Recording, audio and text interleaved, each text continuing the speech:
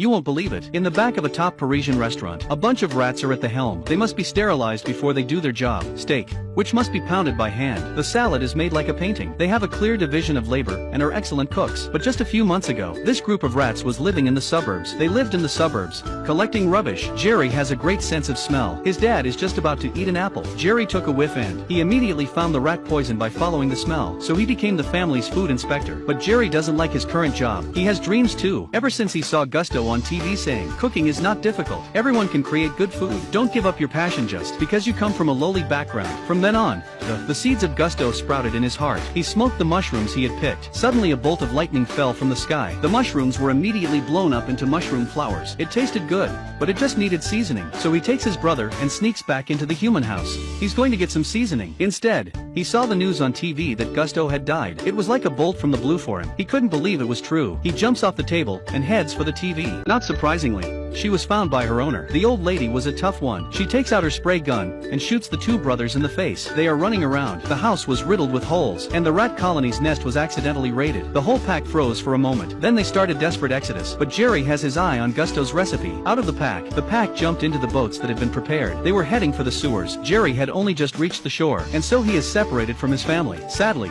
Jerry is lost in the sewers. Seeing the food on the recipe, Jerry's stomach rumbled with hunger. He follows the pipes, dodging vicious dogs and bypassing traps. He finally makes it to the top of the building. It turns out he is in the heart of Paris. The restaurant he's been waiting for is right in front of him. Excited, he climbs to the skylight of the restaurant and looks on enviously as the back of the kitchen goes about its business. Suddenly, a fidgety cleaner spills a pot of soup. To remedy the situation, he added raw water to the soup and added ingredients in a haphazard manner. The result was a taste that was predictable. As the pot of soup is ruined, Jerry was so excited that he fell through the skylight. After a great escape, he made it to the window. Suddenly, he smells the soup. What a dark dish this is. So it decides to redeem the soup. First he lowers the heat. Then he washes his little paws. Then he pours the soup. Put in the milk, crushed tofu, vegetable noodles, and a little cilantro. The seasonings are all over the place. And finally, a big stir. When it's all done,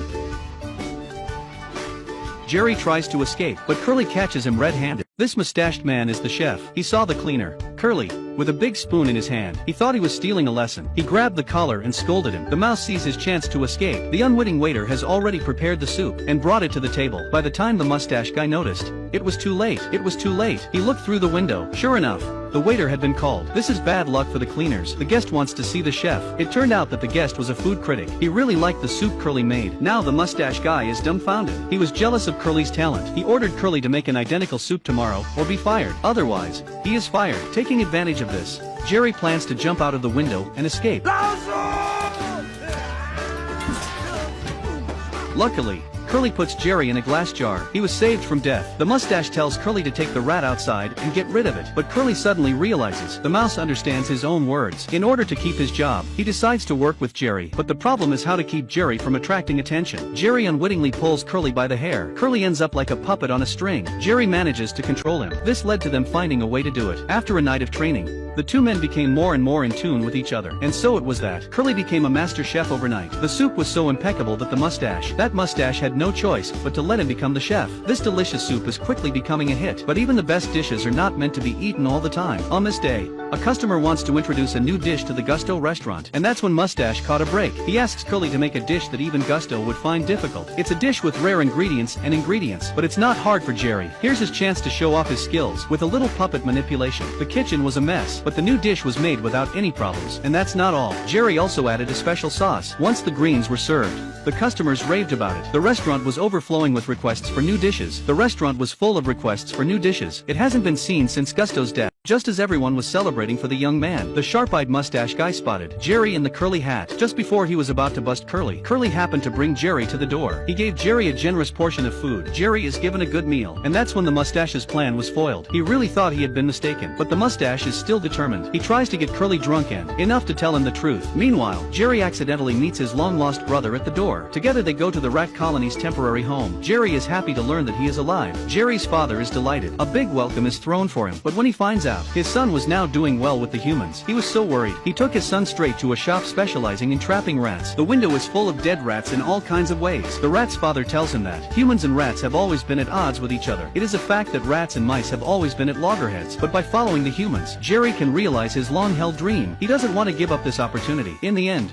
he decided to stick to his beliefs. When he returns to the restaurant, Jimmy, his brother, comes to visit with his fox and dog friends. In order to treat them to a clean meal, Jerry sneaks into Mustache's office and he tries to steal the keys to the warehouse, but the DNA test report and Gusto's will on his desk lead Jerry to discover the Mustache's darkest secret. It turns out that Curly is the illegitimate son of Gusto. He can legally inherit Gusto's restaurant. That's why the Mustache is targeting Curly. Just then, the Mustache pushes in the door. Jerry rushes out the door with the papers in his mouth. A fierce chase ensues. After a fierce chase, Jerry manages to get away from the Mustache and deliver the Gusto's will to Curly. And so it is. The new heir to the Gusto's restaurant is on the scene. The Mustache is thrown out. Not only does Curly live in a big house, he becomes a well-known figure in Paris. Overnight, he's on top of his game. It's all going so well that he feels like he's dreaming, but at the same time, the real test is just beginning. Curly's rapid rise has caught the attention of William the food critic, the man who looks like death.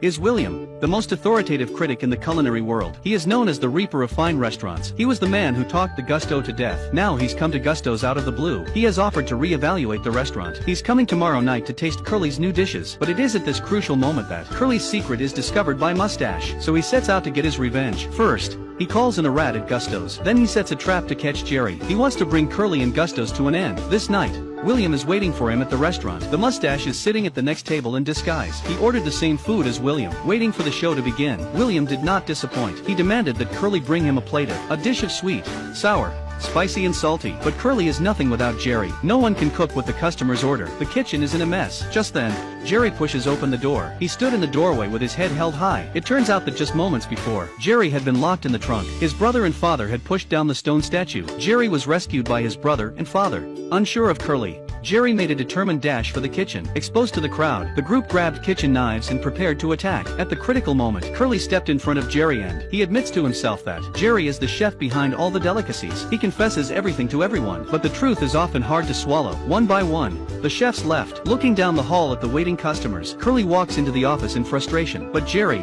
who loves food, doesn't give up. He decides to lead the Mouse family to take over the kitchen. The group discusses their plans. It's the health inspector. Immediately, Papa Mouse led the squad in pursuit and managed to put the inspector in the warehouse. Under Jerry's command, all the rats were first well disinfected, then arranged in squares and took their positions. The ingredients were prepared, the sauce, preheating the oven. Even the steaks are pounded by the rats themselves. Jerry was in command. Everything was in perfect order. Curly was so moved by what he saw, he volunteered to be an outside waiter. Soon, a gourmet meal is served to the guests. But what to do with William the gourmet? Jerry chooses a very common dish. It was the most common vegetable medley in France, but it was this ordinary vegetarian dish that takes William back to his childhood. A taste that only his mother could make, and he didn't care how he ate. The dish was a total hit with him. William thanked Curly, but Curly said that he was not the chef. It was not until late at night, when all the guests had left, Curly invited Jerry out. At first, of course, William didn't believe him, but when Jerry recreated the whole cooking process, he didn't say anything. He then slowly left. That night, William looked out of the window and thought for a long time. He finally followed his heart. He wrote his last food review while acknowledging Gusto's restaurant. He was also deeply shocked by the low status of Jerry's chef. Now he finally believes in the Gusto philosophy. Everyone can be a gourmet, but Gusto's closed down because of rats. But it was the beginning of another Gusto's restaurant. Here, William becomes an investor and Jerry leads the family to continue their dream. The place is still packed and famous in Paris. A new generation